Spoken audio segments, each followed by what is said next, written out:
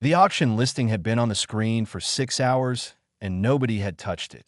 David Holt sat in the corner of a dirty bar on Orbital Station 12, nursing his third cup of cheap synthetic coffee. His datapad showed the live government auction feed. Properties scrolled past. Abandoned warehouses, old mining claims, forgotten storage units on moons nobody cared about anymore. Most items sold for thousands of credits. Some went for tens of thousands. Then there was listing 447, Hangar 7G, Vero 7 Moon. Contents unknown. Condition unknown. Sold as is. Starting bid. 1 credit point 1 credit. Not 1,000. Not 100. David had 847 credits to his name. 3 weeks ago, he had almost 50,000. Then his business partner had vanished with everything, leaving David with an empty cargo ship and a mountain of debt. He had sold the ship yesterday just to pay off the worst of it. Now he sat in this bar, watching an auction, looking for something. Anything. One last chance. The listing for Hangar 7G had no pictures, no description of contents. The colonial government of the Vero system just wanted it gone. It had been sitting on their books for decades, apparently. A liability they could not explain and did not want. David tapped the screen. He placed a bid of 1 credit. The counter showed 0 competing bids. He waited. 1 minute. 5 minutes. 10 at the auction closed. He won. His comm unit bust. A message from an old friend, Rosa Vance. She had been his partner before everything went wrong. They still talked sometimes.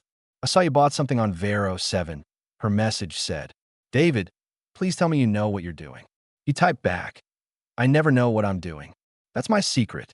Vero 7 was a military graveyard during the Boundary War. 200 years ago, ships went there to die. Anything left on that moon was left because nobody wanted to touch it. David read her words twice. Then he typed, I paid 1 credit. If I find even a single working engine part, I make profit. Rosa did not reply for a long time. Then, 3 other people bought properties on Vero 7 in the last 20 years. None of them ever filed salvage claims. They just disappeared. Be careful. David closed the message. He finished his coffee. Then he walked to the docking bay to find a ship heading toward the Vero system. That he found one. A freight hauler called the Long Road, captained by an old woman named Bess who had been running cargo routes since before David was born. She agreed to take him for 200 credits, dropping him at the Vero 7 orbital station. The journey took 8 days. David spent most of it in his tiny cabin, studying everything he could find about Vero 7. There was not much. The moon had thin atmosphere, barely breathable. Temperatures stayed below freezing. The surface was rock and dust and old craters. During the Great Boundary War, the military had built dozens of hangars and bunkers into the cliff faces, using the moon as a repair station for damaged ships. After the war ended, everything was abandoned. The military took what they wanted and left the rest. Over the centuries, scavengers had picked through most of it, but not all. Hangar 7G appeared in no official records after the year 2651. That was the last time anyone had logged its contents. The entry simply said, sealed by military order. Do not open. That was 196 years ago that on the 7th day of the journey, Captain Bess invited David to dinner in her small cabin. She served him reheated protein paste and weak tea. You're going to Hangar 7G, she said. It was not a question, David nodded. I've hauled cargo through the Vero system for 40 years, Bess said. Every few years, someone buys one of those old military properties. They go down to the surface with big dreams about salvage fortunes. She paused. They don't come back. Maybe they found something valuable and retired somewhere nice, David said. Bess did not smile. Maybe, or maybe something found them first. David wanted to ask what she meant, but something in her eyes told him she did not know. Nobody knew. That was the problem. The next morning, the Long Road dropped out of faster-than-light travel above Vero 7. David looked through the viewport at the moon below. Gray and dead and cold. Craters covered its surface like scars. Somewhere down there, a hangar waited for him. A hangar that the military had sealed 2 centuries ago and never opened again. a hangar that he now owned for the price of a cup of coffee. He grabbed his bag and headed for the shuttle bay. Captain Bess met him at the airlock. She pressed something into his hand, a small emergency beacon, old but functional. "If you find trouble," she said, "activate this. I'll come back for you." David looked at the beacon, then at her. "You barely know me. I know that look in your eyes," she said. "Desperate men do desperate things. Sometimes they find gold. Sometimes they find graves." She stepped back. "Try not to make me regret this kindness." The shuttle doors closed. David strapped himself in as the small craft detached and began its descent toward the frozen moon below. Through the window, he watched the surface grow closer. Somewhere in those cliffs, his future waited that he just hoped he would survive long enough to claim it. The hangar doors were 3 stories tall and covered in rust the color of dried blood. David stood before them in his environmental suit, breath fogging inside his helmet. The temperature outside was -40 degrees. The thin atmosphere carried dust that scratched against his visor like tiny claws. He had spent 2 days cutting through the locks. Military-grade seals, designed to last centuries. His plasma torch had burned through 3 power cells just getting this far. Now, finally, the last bolt fell away. The doors groaned. Ancient mechanisms tried to move, but could not. David attached cables to his rented crawler vehicle and pulled. Slowly, painfully, the doors opened. Darkness waited inside. David activated his helmet lights and stepped forward. The beams cut through dust that had not moved in 200 years. The air inside was stale but breathable. Emergency systems must have kept minimal life support running all this time. Then as lights found the ship, David stopped breathing that IT filled the entire hangar. Over a kilometer long, the vessel stretched from wall to wall, its hull disappearing into shadows at the far end. Even damaged, even broken, it was the most beautiful thing David had ever seen that he recognized the design from history books. A dreadnought-class warship from the Great Boundary War. There had only been 12 of them ever built. According to official records, all 12 had been destroyed in combat. According to official records, this ship did not exist. David walked closer. The hull bore scars from weapons fire. Massive breaches showed where enemy missiles had punched through armor. The ship had clearly crash-landed here, sliding into the hangar at an angle that had crumpled its forward sections. But the core structure was intact. The engines, the reactor housing, the command tower, if even 10% of this could be salvaged, David would never need to work again. If the reactor still functioned, he could buy his own station that he found an airlock on the lower hull and forced it open. Inside, the ship was dark. His lights revealed corridors covered in dust and frost. Emergency power flickered weakly, casting strange shadows. David moved deeper. He passed crew quarters, recreation rooms, storage bays filled with ancient supplies that might still be usable. Then he found the first body to a skeleton in a military uniform, still seated at a monitoring station.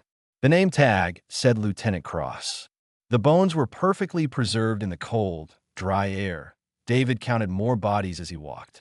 Dozens. Hundreds. They lay where they had fallen, at their posts, in hallways, in rooms. Some showed signs of injuries from the crash. Others simply seemed to have stopped moving and never started again. He found the ship's manifest in a command office. The crew complement had been 4,000 souls. All of them had died here, in this forgotten hangar, on this frozen moon. David also found the captain's final log. He played it on his datapad that a woman's voice filled his helmet. Tired, broken, but still commanding.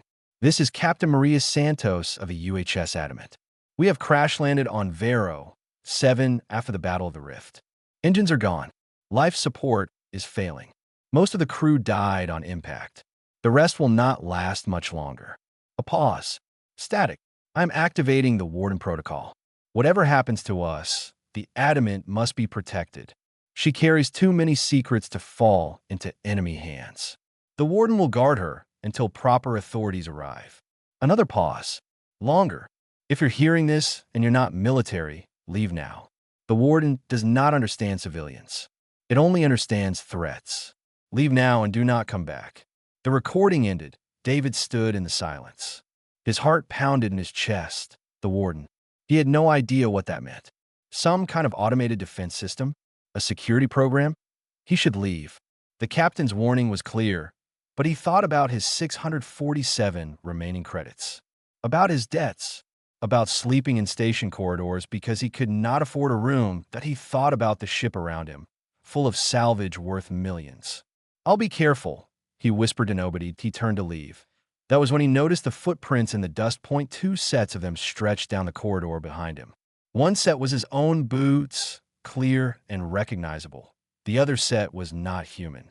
The prints had too many toes. They were too long, too narrow, with marks that might have been claws digging into the metal floor. Something had been following him. Something had been watching him this entire time. David's blood turned to ice. Slowly, very slowly, he looked over his shoulder into the darkness he had just walked through. Two red lights blinked on in the shadows. They were not lights. They were eyes, and they were getting closer. David ran, but he did not think. He did not plan. Pure terror took control of his legs and sent him sprinting down the corridor as fast as his environmental suit would allow. Behind him, something moved. Not footsteps. Something worse. A clicking, skittering sound like dozens of metal legs tapping against the floor in perfect rhythm. Fast. Getting faster. David turned a corner. Another corridor.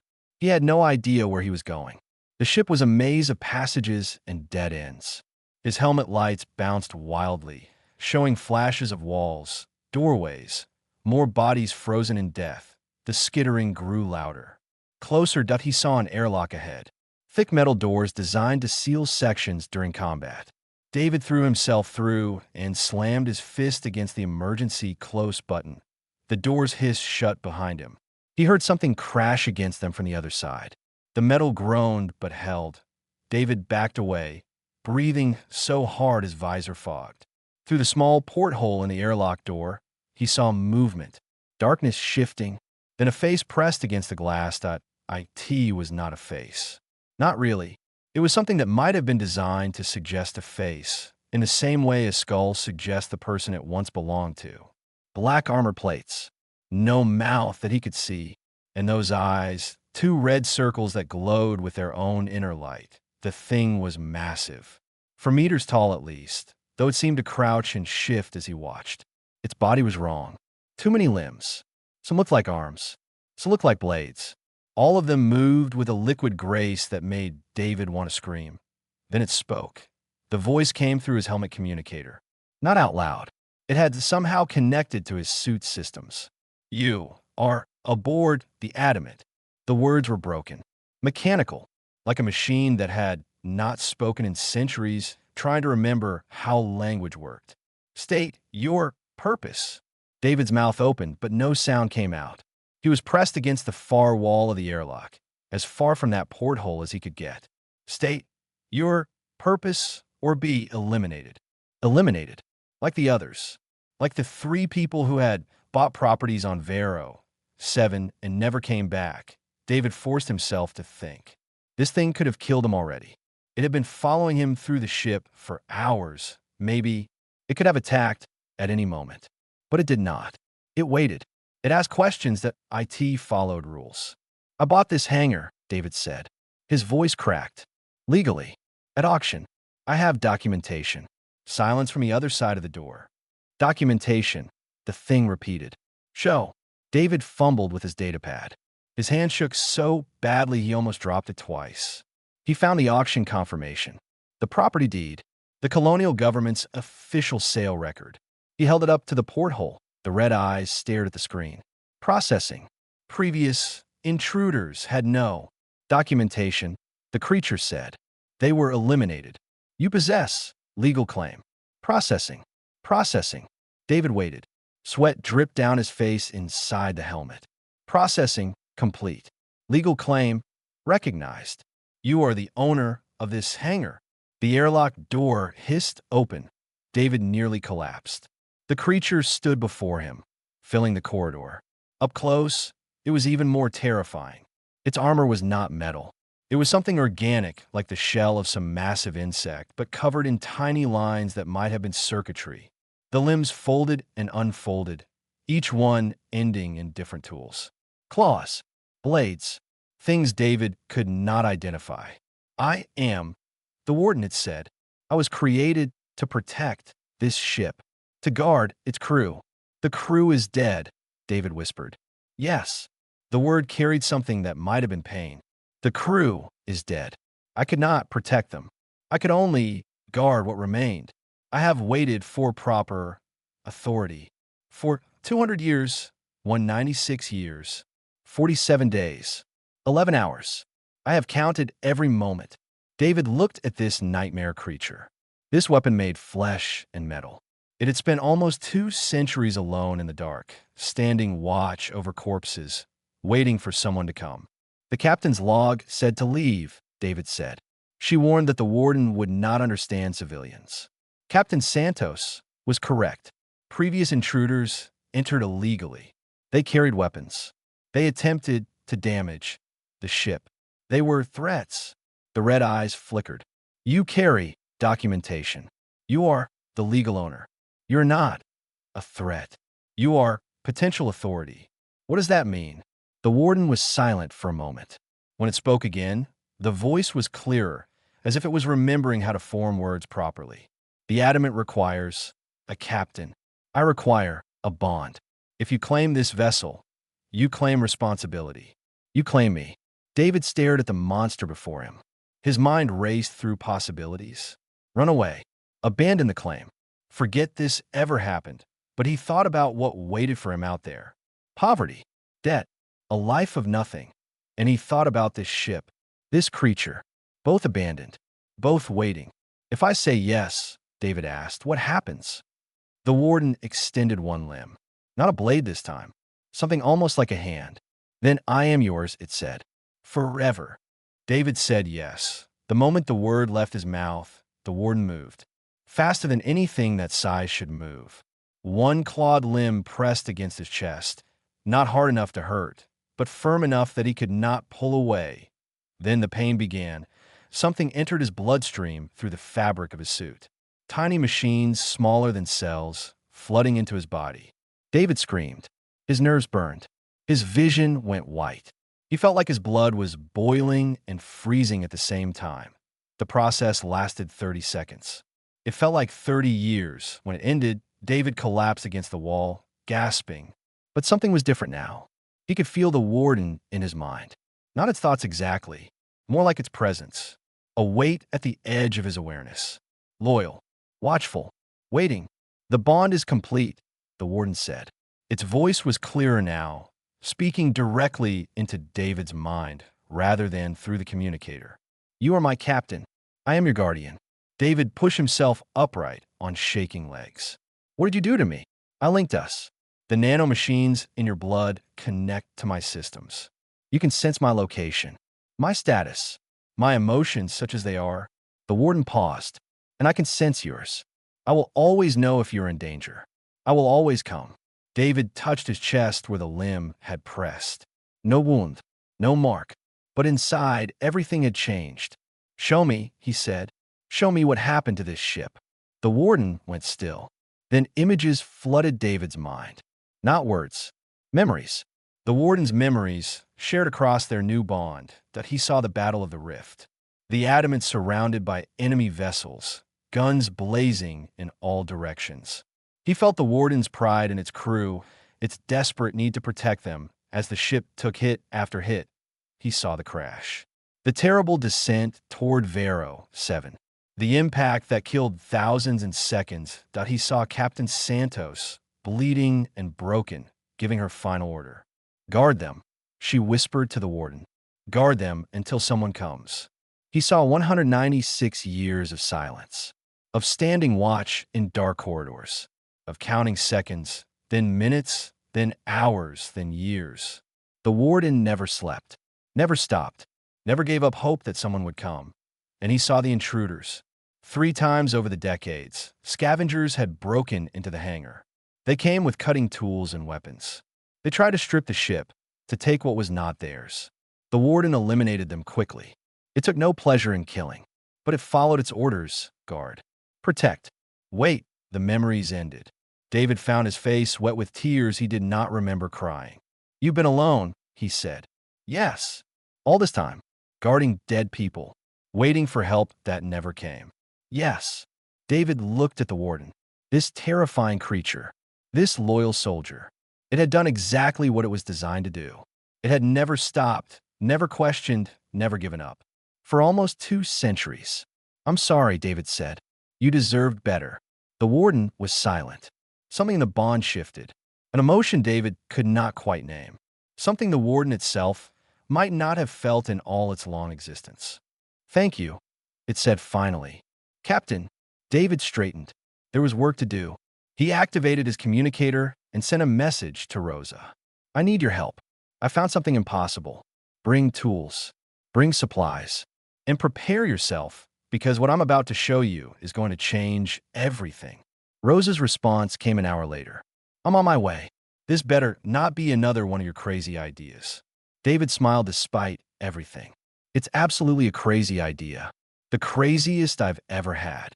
2 days later, Rosa's ship entered orbit around Vero 7. At the same time, David's scanner detected another vessel dropping out of faster-than-light traveled. It was not Rosa. The ship was large. Armed. Corporate markings covered its hull. Vanguard Industrial, one of the biggest salvage companies in the sector. They had a reputation for taking what they wanted, regardless of who owned it. A transmission came through on the open channel. "Attention, Hangar 7G. This is Colonel Daria Okonkwo of Vanguard Industrial. We have a business proposition for the current owner. Respond immediately." David looked at the warden, standing beside him in the hangar. "It seems," the warden said, "that we have visitors." "They're going to want the ship," David said. "Yes." They won't take no for an answer.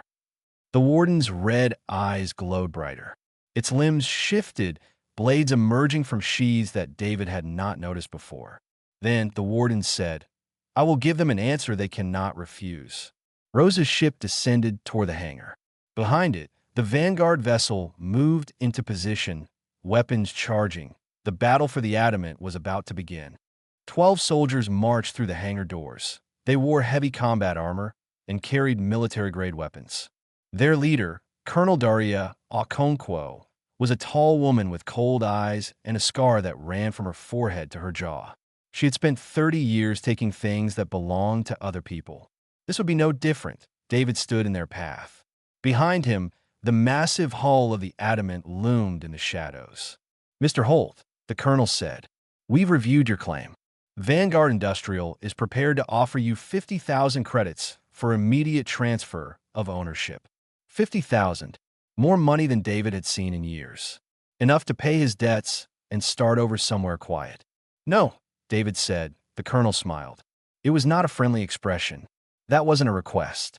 We're also prepared to offer you a shuttle ride off this moon and a promise not to report your illegal salvage operation to the authorities. I have legal documentation. The colonial government sold me this hangar. The colonial government sold you a worthless rock. They didn't know what was inside. Neither did you." She stepped closer.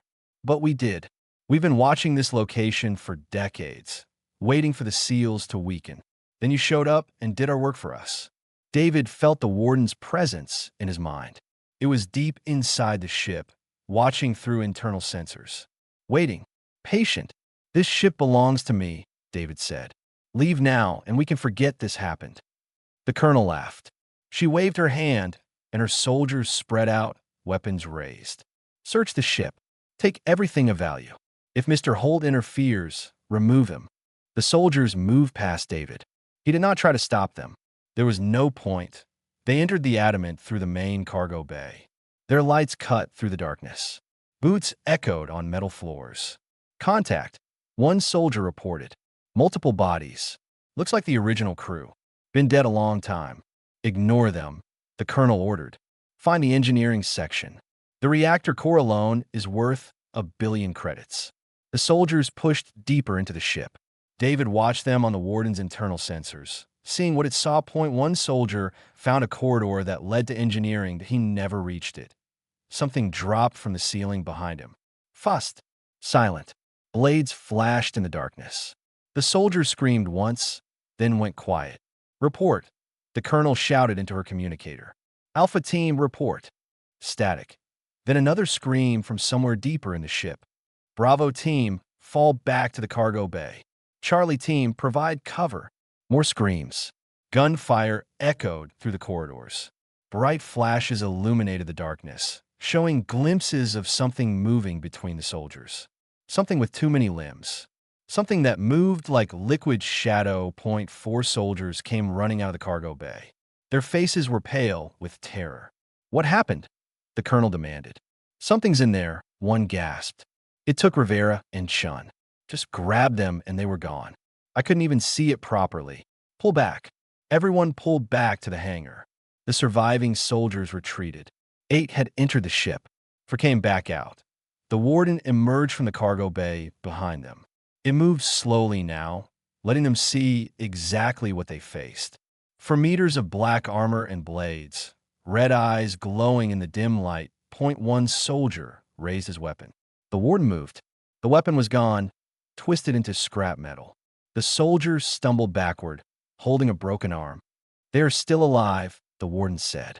Its voice echoed through the hangar. You're missing soldiers. Disabled. Not killed. My captain did not order lethal force. The colonel stared at the creature. Her hand went to her sidearm. I would not recommend that, the warden said. You are trespassers. You attacked my ship. By military law, I have every right to eliminate you. My captain's mercy is the only reason you breathe. David stepped forward. Take your people and leave. Get off this moon. Don't come back. The colonel's face twisted with rage, but she looked at her wounded soldiers, at the creature standing between her and the ship, at the darkness where 4 of her people had disappeared. This isn't over, she said. Vanguard has resources you can't imagine. We'll be back with enough firepower to turn this entire moon to glass. She turned and marched toward the hangar doors. Her soldiers followed, carrying the wounded. David watched them go. He felt the warden's presence beside him. They will return, the warden said, with greater force. I know. The ship cannot fight. Weapons are offline. Shields are damaged beyond repair. I know. David looked at the adamant. This broken vessel. This tomb for 4,000 souls. It had survived one battle 200 years ago. Could it survive another? A transmission came through his communicator. Rosa's voice frightened. David, I'm seeing the Vanguard ship move into attack position. They're powering weapons. I don't think they're planning to wait for reinforcements. David looked up through the hangar doors at the sky above. Somewhere up there, a warship was preparing to rain fire down on them. How long do we have? He asked. Maybe 20 minutes before they start bombing. 20 minutes. Not enough time to run. Not enough time to hide. Only enough time for something crazy. Rosa, David said, how fast can you get to the engineering section? What are you planning? David smiled. Something impossible. Meet me inside. We're going to make this ship fly. David sat in the captain's chair for the first time. The bridge was dark. Most consoles were dead. Dust covered every surface. Through the cracked viewports, he could see the hangar walls pressing close on every side. Rosa worked frantically at the engineering station, pulling cables and rerouting power. The warden stood beside David, its red eyes watching everything. Reactor is coming online, Rosa reported. Barely. We have maybe 5% power. Is that enough to fly? I have no idea. This ship hasn't moved in 200 years. Everything is corroded, damaged, or held together by rust. Above them, through the thin atmosphere of Vero 7, the Vanguard warship moved into position. Its weapons glowed with charging energy. First bombardment in 2 minutes, the warden reported. They are targeting the hangar entrance. They intend to bury us. David's hands gripped the armrests of the captain's chair. Can we get shields up? Negative. Shield generators are destroyed. Weapons. All batteries offline. We cannot fight. Rosa looked up from her console. David, we can't do this. The ship is too damaged. We should run. There's nowhere to run. If we leave the hangar, they'll target us directly. At least in here we have some cover. For about 30 seconds until the cliff collapses on top of us. The first bomb fell. The hangar shook. Rock and dust cascaded from the ceiling. Warning lights flickered across the bridge as ancient systems screamed about structural damage. Main hangar doors are blocked, the warden reported. Debris from the bombardment. We cannot exit through the primary route. David felt despair closing in. This was it. He had found something incredible, something that could have changed his life, and now he was going to die buried under 1,000,000 tons of rock. Then he felt something through his bond with the warden. Not despair. Hope. There is another way, the warden said. During the war, Captain Santos ordered emergency escape tunnels carved into the cliff face. They were designed for crew evacuation. Small craft only. A pause. But if we angle correctly, the adamant might fit. Rosa stared at the creature. You want us to fly a kilometer-long dreadnought through an escape tunnel? It will be tight. Another bomb hit. Closer this time. The bridge shook violently. David looked at Rosa. She looked back at him. Sometimes crazy was the only option left. Do it, David ordered. The warden interfaced directly with the ship's navigation systems. Rosa pushed the reactor to maximum. The adamant groaned. Metal screaming as engines that had been silent for 2 centuries tried to remember how to work. Slowly, impossibly, the ship began to move as IT scraped against the hangar floor. Sparks flew as armor plates tore away. The walls closed in on either side, but the warden guided them through gaps that seemed too narrow to exist. Ahead, David saw the emergency tunnel. A dark hole in the rock, barely wider than the ship. That's insane, Rosa whispered. Yes, the warden agreed. Hold on. The adamant entered the tunnel. The noise was deafening. Stone ground against the hull. Entire sections of external armor ripped away. Warning alarms screamed from every console. David gripped his chair as the ship shuddered and bucked. Behind them, bombs continued to fall. The hangar collapsed completely, sealing the tunnel entrance. But ahead, David saw something beautiful. Light. The pale gray light of Vero 7's surface. The adamant burst from the cliff face like a creature being born. Rock and debris exploded around it. The ship rose into the thin atmosphere, trailing smoke and fire, held together by nothing but stubbornness and luck. The Vanguard warship turned, weapons tracking. Colonel Okonkwo's voice came over the open channel. All batteries, fire. Destroy that ship. But David was already broadcasting on every frequency. Not weapons. Not threats. Information, his ownership documents. The colonial government's sale records. And most importantly, the adamant's historical registry, pulled from ancient military databases. Attention all vessels and stations in the Vero system, David announced. This is the UHS Adamant, registry number 0007, officially listed as destroyed in the Battle of the Rift 196 years ago. This vessel is a protected war memorial under Galactic Heritage Law. Any attack on this ship is an act of war against the memories of the 4,000 crew members who died aboard her. The Vanguard warship hesitated. David kept broadcasting. He knew that news drones followed corporate salvage operations, recording everything for potential lawsuits and insurance claims. Those drones were watching now, transmitting to stations across the system. The whole sector was seeing the legendary adamant rise from the dead. Colonel Okonkwo's voice came through, tight with rage. You can't hide behind dead soldiers forever. I'm not hiding, David replied. I'm honoring them. Something you couldn't understand. The Vanguard warship hung in space for a long moment. Then, slowly it turned away. It jumped to faster-than-light travel and was gone. Rosa collapsed against her console. I can't believe that worked. David sat back in the captain's chair. His whole body was shaking. Neither can I. The warden moved to stand beside him. Its red eyes studied the stars visible through the viewport. The ship will need extensive repairs, it said. It will never be a warship again. I know. We'll convert it. A museum. A memorial for Captain Santos and her crew. They deserve to be remembered. The warden was silent for a moment. Through their bond, David felt something he had never felt from the creature before. Peace. After 196 years, the warden said, they will finally rest. 3 months later, the adamant sat in a repair station, surrounded by restoration crews. Historical preservation groups had provided funding. Media from across the sector had covered the story. David walked the restored corridors with Rosa beside him. Workers nodded as they passed. The warden followed at a respectful distance, still terrifying to look at, but no longer a secret. Rosa looked at him. "Do you ever regret it? Buying that hangar?" David thought about the year that had passed. The terror, the danger, the impossible odds. Then he thought about the warden. This ancient, loyal creature that had spent 200 years alone in the dark, waiting for someone to come. He thought about Captain Santos and her crew, finally receiving the recognition they deserved. "I didn't just buy a hangar," David said. "I inherited a responsibility." Through the bond, he felt the warden's response. Not words exactly.